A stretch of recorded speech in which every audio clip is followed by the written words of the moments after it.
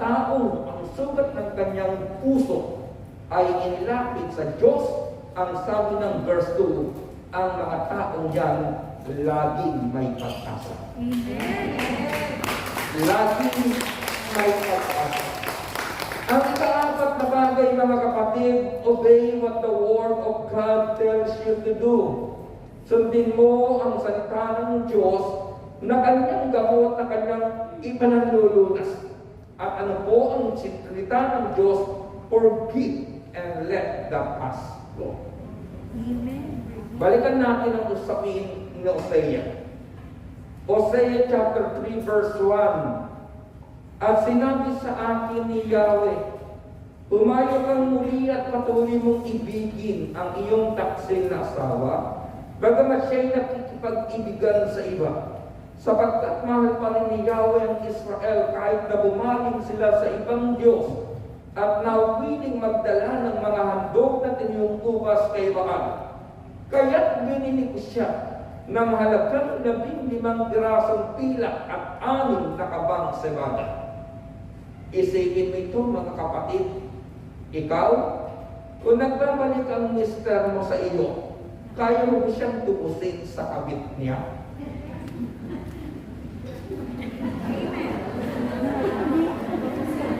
Yung mayroon lang, ha? Hindi. Huwag naman kayo sagot. Inaisipin nila, mga kapatid. Di ba? Siguro, hirap, no? Ang pinapanggit ko po, yung kalagayan ng Hosea. Kailangan niyang tubusin yung kanyang asawa. Kailangan niyang tubusin, at ang sabi dito ay ganito, binili ko siya ng halagang 15 pirasong pilak. Ulitin ko, ang babae ng panahong iyon na nakikabit o kumatong sa hindi na asawa, ang parusa, batuhin hanggang sa mamatay. At ang labat po upang makalaya ang babaeng ito, kailangan bayaran ng pinakamalapit sa kanyang puso o pinakamalapit sa kanyang kabataan. Kaya kailangan niyang tubusin, bayaran, mga kapatid, sa Panginoon. At ang sabi ko dito, at sinabi ko sa kanya, kinausap niya si Gomer, makikisama ka sa akin ng maraming araw. Huwag ka nang magpapakasama o paangkin sa ibang lalaki at man, hindi kita gagawin. Anong gustong sabihin? Ibinabalik ko ni Hosea ang respeto at dignidad sa kanyang asawang binubos. Bakit ko ito pinagdidiinan sa inyo, mga kapatid? Ito po yung kalagayan ng ating buhay. Noong unang panahon na tayo makasalanan, katulad po tayo ng babaeng si Gomer. Subalit tinubos tayo ng Diyos sa pamamagitan ng kanyang anak. At nang tubusin po tayo ng Panginoon, ibinalik ng Panginoon ang dignidad at respeto ng ating buhay. Kung hinango tayo ng Diyos at inayos ang ating kalagayan, babalik ka pa ba sa lusa? O babalik ka pa ba sa maruming kalagayan ng buhay? Ang sagot mo ay hindi. Amen? Amen. At yan po ang puhunan para gumaling ang sugat ng ating puso. Sundin po natin ang ginawa ng Panginoon. Ang sabi ng Luke chapter 23, then Jesus said, Father, forgive them, for they do not know what they do.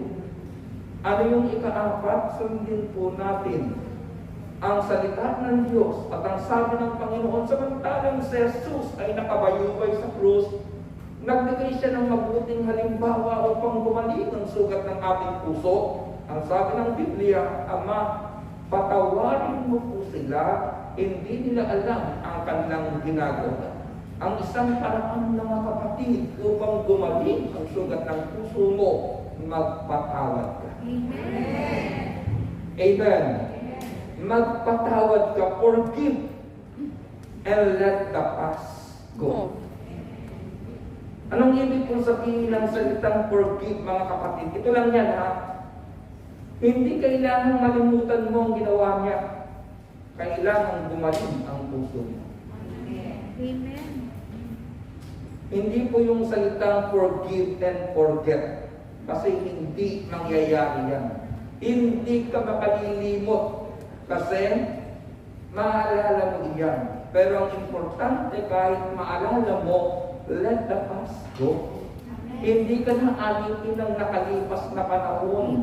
Hindi ka na alipin ng pangit niyang ginawa. Ng oras na yun, ang nasa puso mo ay yung ginawa ng Panginoon sa buhay. Amen.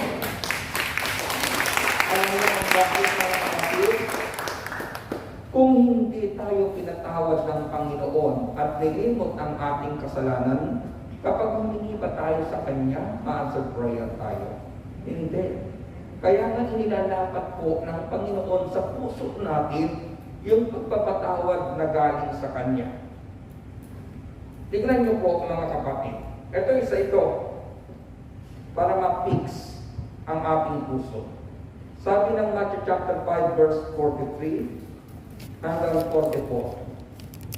Narinig na ninyong sinabi, ibigin mo ang iyong kaibigan at takutan mo ang iyong kaaway.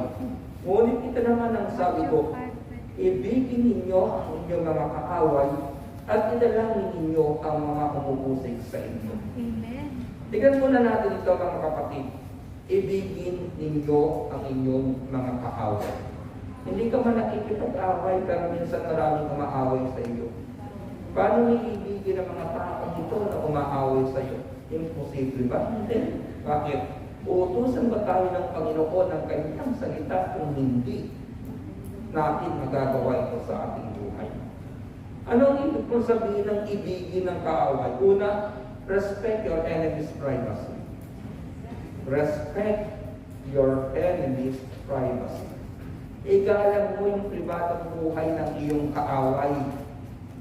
Alam niyo, kapag galit ka sa chismosa, magiging chismosa ka din. Bakit? Ibabalita mo yung kanyang ginagawa eh. Magiging magkaugali kayo. Kaya hindi ka magtataka yung taong pinag-iinisan mo pagdating ng panahon, magkamukha kayo. Papayag ka ba mga kapatid? Hindi. Kaya para hindi kayo maging magkamukha, magpatawad ka. At ang isang paraan para patawarin, ibigin ang taong umaaway sa iyo, respect your enemy's privacy. Natural lang, natinig mo yun, ibigin ang kaaway. Halimbawa lang ha, pasensya na kayo, hindi naman lahat ito para sa inyo kasi may nagre-react. Kasi alam ko yung mga asawa ninyo faithful. Sa mga misis na may asawang faithful, magpa-burger kayo.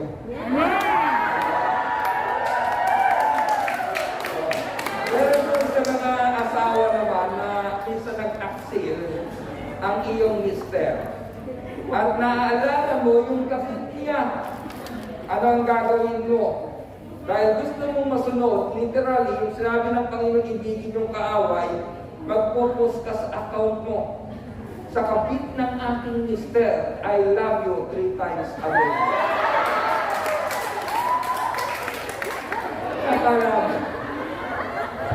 Akala mo ba kapag pinost mo iyon, maniniwala siyang mahal mo siya? Hindi, iisipin lang niya nang iinis ka sa kanya araw-araw. Kaya nais mong ipakita sa taong umaway sa iyo, yung pag-ibig mo sa kanya, irespeto mo ang pribado niyang buhay. Huwag mo siyang i-chismis. Huwag mong ipamalita yung mali niyang nagawa sa buhay mo. Manahimik ka na lang.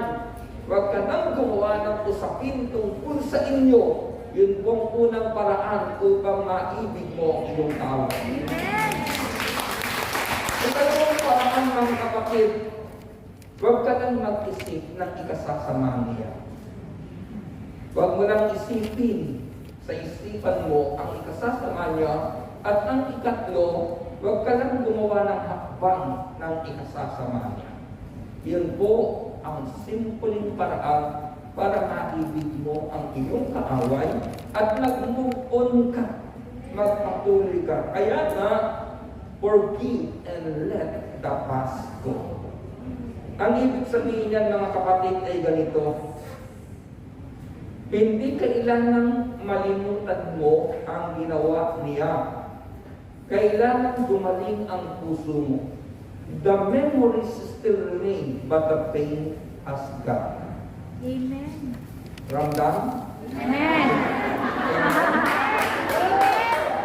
Relax ka na ngayon. Amen. Kapag napag-usapan yung dati niyang ginawa, di ka na nag-iit-ngit.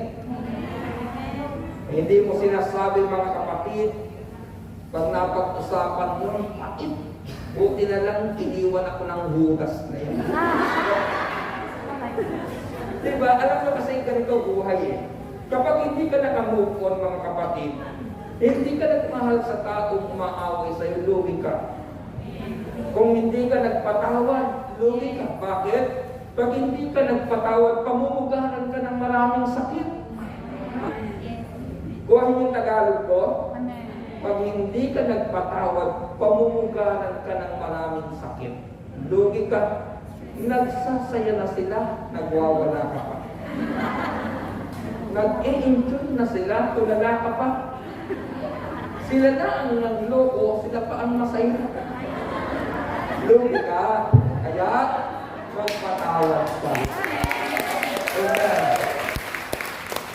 And then mga kapatid, finally, paano ito magagawa?